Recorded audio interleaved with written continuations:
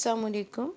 Chapter number 10 forms and function in plants and topic है हमारा mechanism of opening and closing of stomata. The opening and closing of stomata and even widening and narrowing of the gap between two guard cells depend upon the turgidity of guard cells। अब अगर हम इस stomata के structure को ज़रा नज़दीक से देखें तो ये जो दो बीन शेप स्ट्रक्चर हैं ये एक्चुअली गार्ड सेल्स कहलाते हैं, और इसके साथ ये जो बाकी के सेल्स बना रही हूँ ये actually necessary sales, accessory sales या सब्सिडरी सेल्स कहलाते हैं।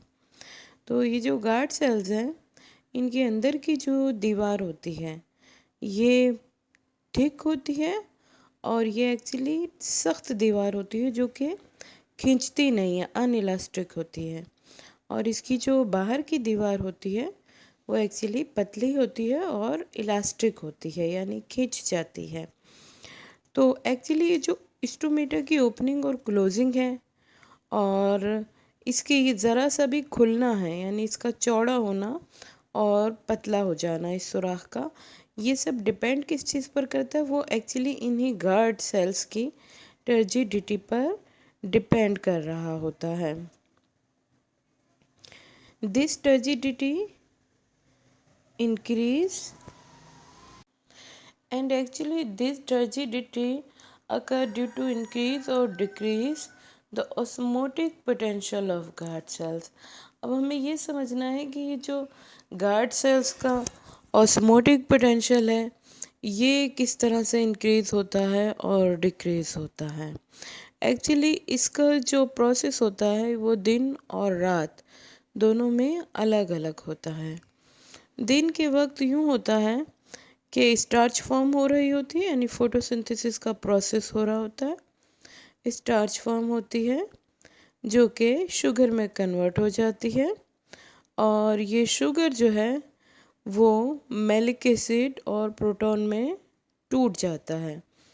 अब एक्चुअली जो यहाँ से प्रोटॉन है गार्ड सेल्स के अंदर, मैलिक एसिड और प्रोटॉन में जो शुगर टूटी है वो प्रोटॉन सब्सिडरी सेल्स के अंदर मूव कर जाते हैं। जब प्रोटॉन सब्सिडरी सेल्स के अंदर मूव कर जाते हैं तो इसके साथ ही जो गार्ड सेल्स के अंदर हैं वो एक्चुअली पोटाशियम्स इंक्रीज़ कर जाते हैं, यानी सब्सिडरी सेल से पोटाशियम आयंस गार्ड सेल्स की तरफ मूव करते हैं और गार्ड सेल से प्रोटॉन्स सब्सिडरी सेल्स की तरफ मूव करते हैं, और इस एक्सचेंज के नतीजे में गार्ड सेल्स का जो ऑस्मोटिक पोटेंशियल है वो चेंज हो जाता है और उसके चेंज होने के साथ ही जो नेबरिंग सेल्स हैं उनके अंदर मौजूद पानी गार्ड सेल्स की तरफ मूव करता है। इससे गार्ड सेल्स की टर्जिडिटी इंक्रीज़ होती है और ये जो सेल्स हैं ये खींच कर कुछ इस तरह की शेप इख्तियार कर लेते हैं कि बीच में एक होल बन जाता है। इस होल के बनने की वजह ये है कि साइडों की जो दीवार है वो खिंच जाती हैं और बीच जो अंदर की साइड की दीवार है वो क्योंकि मोटी और अनइलास्टिक है वो खिंचती नहीं है, लिहाजा एक ओपनिंग बन जाती है और इस तरह के स्ट्रक्चर को हम ओपन गार्ड सेल्स कहते हैं।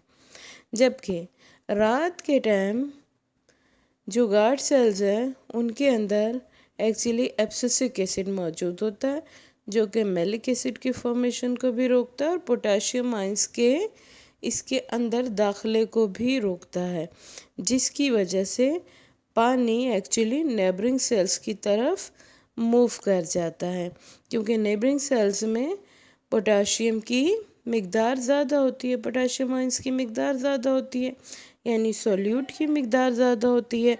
जब सोल्यूट की मिकदार ज़्यादा होती है यानी पानी की मिकदार कम होती है तो पानी गार्ड सेल से एक्चुअली सब्सिडरी सेल्स की तरफ मूव कर जाता है, यानी पानी हमेशा अपनी ज़्यादा से कम की तरफ मूव करता है।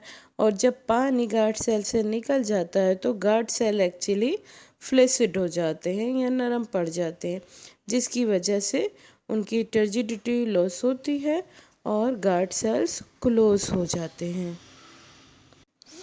Means if water move in the cells, cells become expand or turgid, and if water move outside of the cell, cells become flaccid. When guard cells are turgid, stomata are open, and when guard cells are flaccid, the stomata are closed. To effect this movement of water and exchange must take place between the guard cells and surrounding mesophyll cells or epidermal cells. Actually, mesophyll cells या epidermal cells means subsidiary cells.